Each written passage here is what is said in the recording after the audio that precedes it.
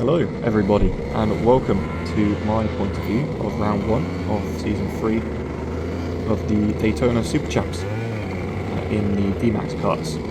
This is a 7 round series where a load of drivers come together for a championship around this track over 7 rounds. There are 2 types of karts on the track at once, so there's the N35 4-stroke karts and then the karts we're driving today, the 2-stroke DMAX. There's also heavy and light categories.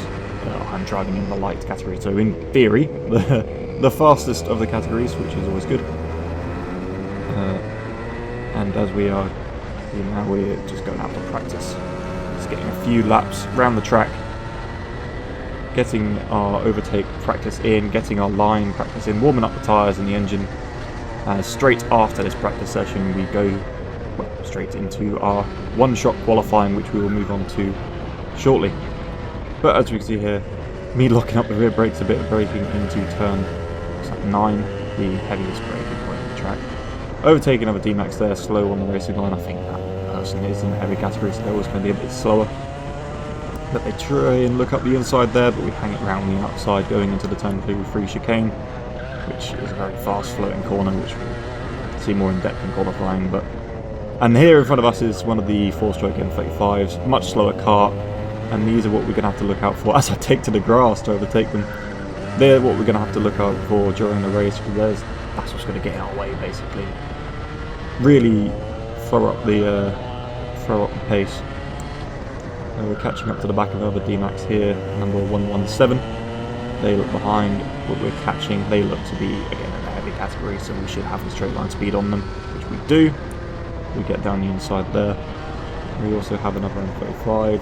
We can't quite dive down that corner. It's very dangerous to dive into turn 9 there because of the heavy braking zone. It's always going to go wrong if we wait until turn 11 there. Catching up to another M35, and there is a red flag, and we don't see it until just now we hit the back of another car. If you re-watch that, it's actually very unfortunate. We just do not see the red flag. Until after everyone else sees it. That N35 stops on the racing line. We have to avoid. Gonna get you turned around real quick. Yeah, sorry, I saw it late and then everyone's fighting on the side. I locked up and stuff. No, of course. There's my racing driver excuses coming out there. Bit of panic. Bit of panic. So he struggles to push me back onto the racing line. Everyone's staring at me as I give him a thumbs up. They're probably thinking, what an idiot. It was a bit of a red face moment, but watching the footage back, there wasn't really much I could do. I'm sorry about that,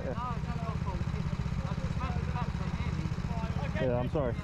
And I apologise to him as we wait for the yellow flag to come back out, which it does, so we all start our engines back up and get going.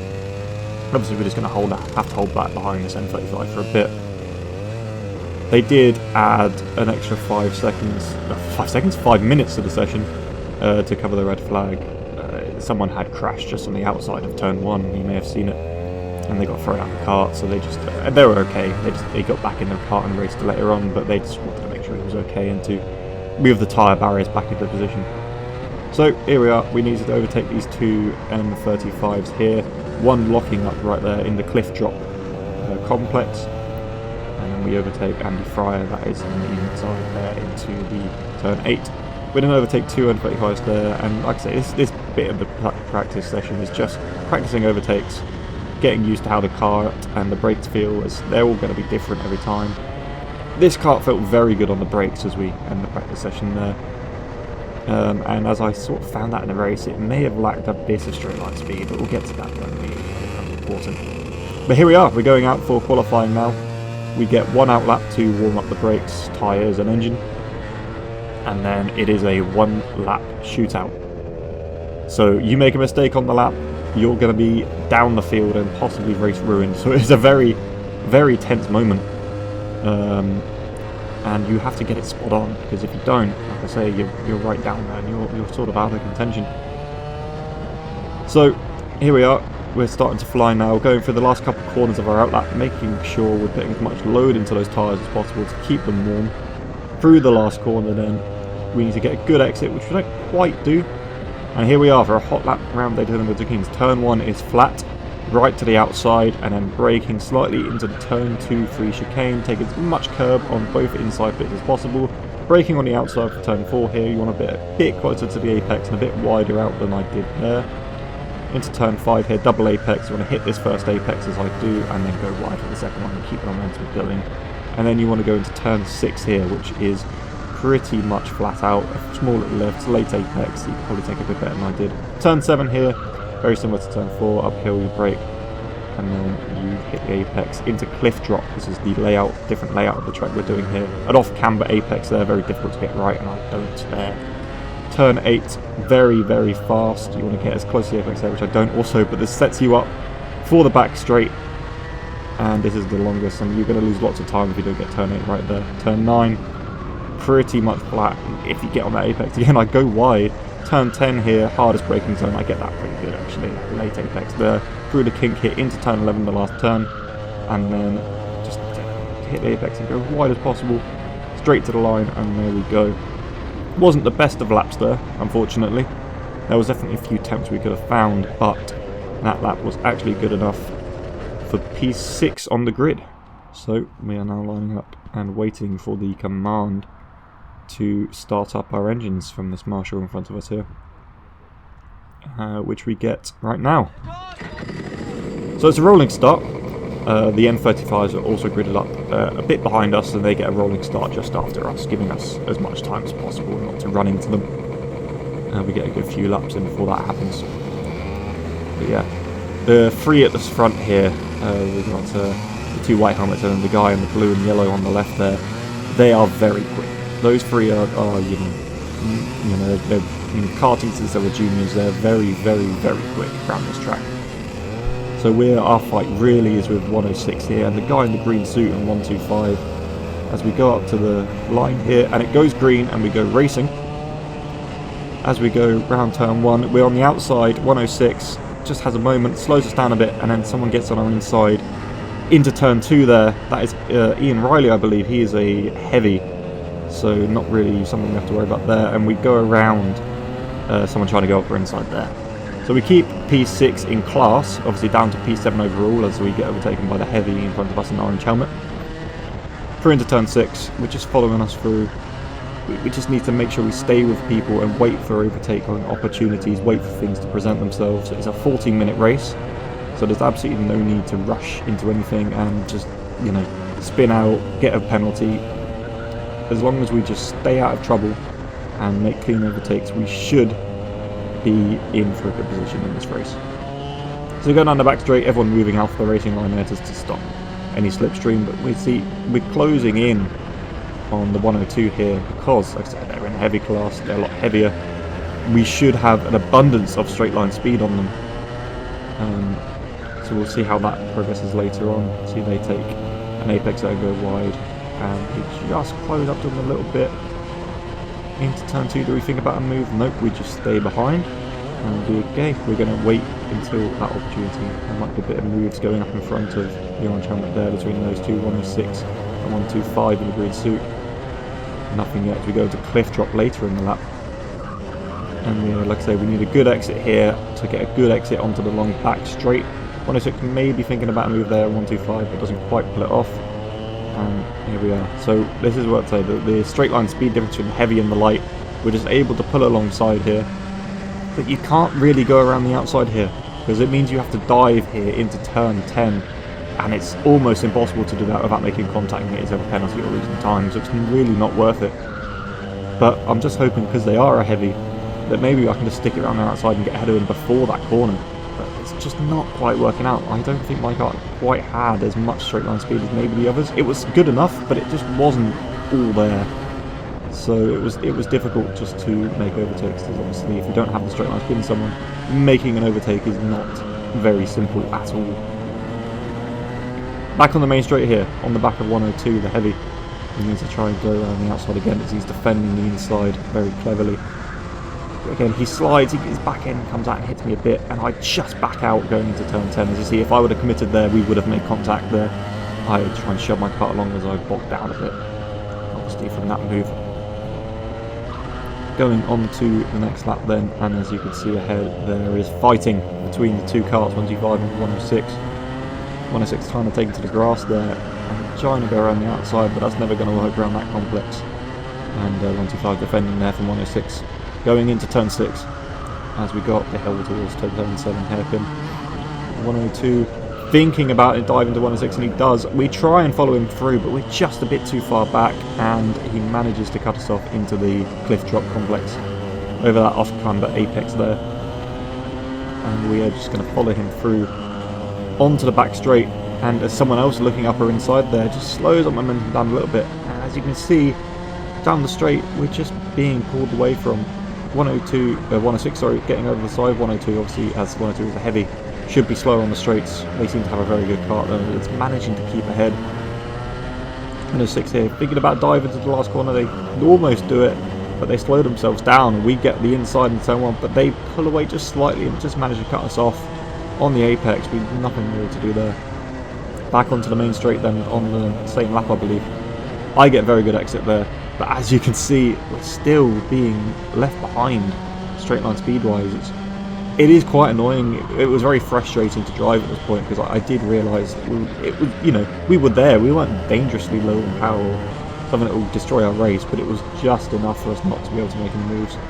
Here are the N35s then. We need to lap these guys to progress in this race and not make contact with them. Be respectful as the move makes ahead in front of us, but we bump into 106 at the same time. We let them back through. We don't want to get an ABC for that. So the heavy there in front of 125 in the green suit in that corner. Good overtake by him. He's doing a very good race. They're still battling, and 106 is getting involved in that battle as he pulls alongside 125 into turn 1. And he's got the inside now for turn 2. He goes for it. We try and follow him through, but we're just a bit too late for the brakes. We make contact there with 125 a little bit. And 106 is now ahead of 125, and now 125 is the guy we need to worry about. So we're following him through. Hopefully, maybe we'll have a bit of straight line speed on this guy and allowing us to make some form of overtake as we take a lot of curb there into turn 3. 106 then making contact with a lapped N35 then, and that slows him down going into turn 5, and 125 manages to get through. We try and go in on his inside as well. We do it temporarily, but then he just launches. That lap car, if it was just a tiny bit back, would have blocked him making the overtake there, but unfortunately he gets ahead of us again. We try and follow him through to turn 7 there, but nothing doing, and the lap cars just getting in the way a little bit. Not their fault, of course, they're just much slower, but it's just difficult to navigate them and fight with your class at the same time. I have to wait behind this one here going into turn 8, which compromises our run massively, slowing us down the straight. You see how much they're pulling ahead in front of us, but the kart behind is what we need to look at. They stick their nose in, they go on the inside here into turn 9, and they make the move work. That is kart to 120, but yeah, 106 and 125 make contact, go diving in turn 10. That's why you don't make a move there, and 125 lost a place, but he's made contact with us, and he goes and overtakes because of that as we lose momentum, which is super annoying. Bit of an ABC there. I don't think the marshals really saw it. He didn't give the place back either, so we're now down to P7. After all that, we have another kart looking up our inside there, but we just managed to hold it around the outside and keep the momentum up. So, we've now lost a place from where we started.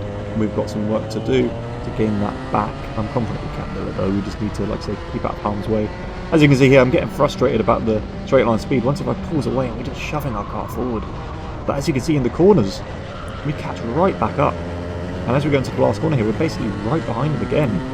It just shows we were so much faster than these guys in the corners, but we just not having that straight line speed just meant we couldn't make dives anywhere, which was super compromising for our race. Into turn 2 and 3 here. Again, we're right behind. We think about a dive, but we have to back out, lock up the brakes. That kills every little bit of momentum we have. And the kart behind, 105 there. Yeah, 105 just going around the outside. Easy for him, down to P8. It can only go up from here though. We really need to start making some moves here. We need to make sure, hopefully some people make mistakes in front of us. You see we've got some lap cars. Here's the lead, won the battles for I think P2 and the heavies in the M35 there. As 105 thinks about a move on 125 there, but he makes the dive into turn 10, and again that's why you don't do that. They make contact, and we then make 2 positions up to P6 from P8 there. They're going to be angry with each other, I imagine. They probably both blame each other for that one, but you can't make a move into that corner. It's too fast, and that is the reason why. It's just, you're just going to lose time. Moving on here, as you can see, we're catching up to 106 and 120 here, who overtook us earlier. Again, we're just faster in the race, as 106 dives down at N35 and spins himself out. Loses the position to us there, P5. Very stupid move by him. You do not overtake into cliff drop like that. You're just going to get cut off and you're just going to get spun around. That's actually Charlie Fenton there in the number 5 car. He lets us through, thankfully. I believe he maybe went on to win the heavies or something like that. I can't remember. Anyway, back at 120. We are just trying to keep up with him, and hopefully, as he throws a stone at us there, we can make an overtake into one of these corners. We're not going to be able to get him on the straights, unfortunately. We just don't have the power for that. Hopefully he just gets a bad exit onto one of these corners and we manage to take him on the inside or outside, whatever. As you can see, we have no hope of catching anyone on a straight there. We got a better exit, I reckon, than he did. But in the corner there, we're much better, and we catch right back up to him again. And we come up there on the outside, we go up his inside into this kink into turn 11. We're right behind. He gets a bit of a wobble on, but still pulls away on the main straight into turn 2 and 3. We're basically pushing him through there, and we're just thinking about a dive, but we're just not close enough because of the straight line speed. We cannot make that move work, and we sort of lose a bit of ground there. So we need to just stay behind him, and we catch up to this heavy who's running a very good race, being that far ahead of so many light drivers. As we can see, 120 there making the move on him. This isn't for position in class, remember. They're not really racing each other. But 120 wants to get past, as this heavy now seems to be slowing him down. So 120 thinks about the dive on the inside, commits, and pushes the heavy off the track there. A completely illegal move. Even though we're not racing for position in class, we're still racing each other. You cannot make moves like that. 120 being very aggressive there. I'm sure they can, if they ever saw that footage back, they would pile their hands up and say, you know, they shove them off the track, they didn't make room on the inside. It's your job to overtake safely when you're trying to overtake, and they didn't there. So 120, again, we're just unable to stick behind him. But as you can see there, he's prone to make mistakes. Maybe he'll make another one further on in the lap. We just have to keep behind him and keep that opportunity open. As you can see here, making a move down inside of an F85. We just can't follow him through. We get slowed down a bit by number 10 as he points us through, and the heavy behind us sticking his nose in for a second there, trying to get round, but we managed to just keep him behind, which is good. And now we just need to step on it. We know we're now in P5. Of course, I don't know this yet. At this point, I really don't know what position I'm on the track. But of course, the position counter lets you guys know. As 120 there, so it gets a penalty. He gets a black flag. It means he has to come into the pits on the next lap, which he does. And that links us into P4. He got the penalty there for shoving the heavy off the track. Like I say, you can't do that. That's outside of the rules, so he has to serve a penalty for that. And now we got P4, and we just need to keep it. We just need to keep overtaking these slower karts. P3 and P2 and P1 are so far up the road. I think they're 30 seconds plus up the road. Like I say, those guys are very, very quick. I said it at the start. But there was absolutely no hope in catching them in this race. But we can keep the position we have now. Well, I don't know exactly what position we're in. I know it's a good one. One of the heavies there in 119, and DMAX Lights at the pass, which is very, very thoughtful of him. As we come through, again, more M35s in front of us. We just need to make sure we overtake these cleanly and efficiently. Not to lose any places. Again, I'm not quite sure who's behind at this point. There's no real point looking. Just concentrate on going as fast as you can around the track. And here we are, Andy Clark on our right again, giving him a thumbs up, as I know he was having rib problems before and definitely after the race. So just make sure he was alright there. Kart number 33, we have to wait behind him into turn 10, don't want to dive. And there we go, we got his inside. And around the outside of turn 11 there. Another DMAX, another heavy. I'd say we just have to much speed on the heavies at this point. And rounding the final corner here, the final lap, and we see the checker flag, and it is P4 as I fist pump the air. Well, I don't know exactly what position I'm in. I know it was a good one. So as I do the in lap here, the cool down lap, waiting to just get into the pits, get weighed, and to see exactly where I finish. You know, it was a bit of a tense moment. I remember being happy, but just not knowing exactly where I was going to be. It was a bit of a tense moment. As we pull into the pits here, we have to obviously take off our ballast and our seat insert to get weighed, which we do. I've taken the ballast already, we're taking the seat insert there and walking towards the weigh bridge where we'll get, you know, determine whether we were cheating or not. Thankfully, I didn't go underweight during the race and I was perfectly legal. Seeing the scoreboard here, I see I'm P4 and I start celebrating a bit. Very happy about that. And that was round 1 of Daytona Super Champs. Round 2 is in a few weeks, so I'll be sure to record that on it as well and upload it. So thanks for watching, everyone, and I will see you next time out. Thank you very much.